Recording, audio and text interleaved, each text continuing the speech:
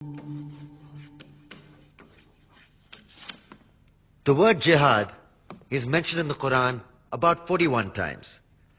The words mercy, peace, and compassion are mentioned about 355 times. Yes, come in. Come on in, Riaz. Sit down, please. Contrary to popular belief in most Western cultures, Islam is a religion that preaches peace and tolerance. Yes, Patricia. If Islam truly is a religion that preaches peace, then how come the world's most troubled spots, the West Bank, Afghanistan, Pakistan, Iraq, they're all plagued with Islamic terrorism? Well, that depends on your definition of terrorism. Some might argue that the U.S. invasions of countries like Iraq and Afghanistan are also acts of terrorism. No, those were acts of war to get rid of despotic regimes. Or a means of getting at a country's oil. Conspiracy theories. Well, May I? Yes, please. Go ahead, Riaz. Mr. Khan is right.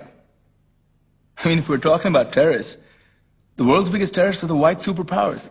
Come on now. No, really, stop and think about it. Explain 9/11. Okay.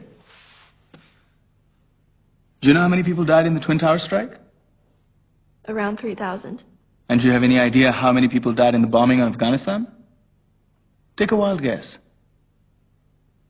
More than 15,000 people died.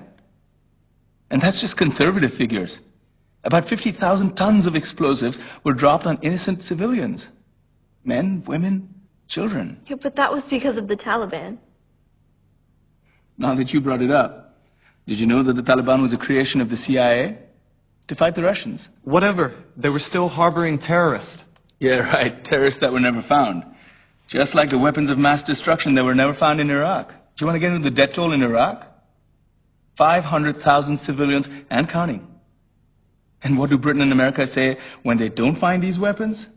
It's simple. They just say sorry. And still refuse to relinquish control of these countries. What are you trying to say? What I'm trying to say is that just because you're American, wear a fancy suit, and call yourself the president, doesn't make you any less of a terrorist.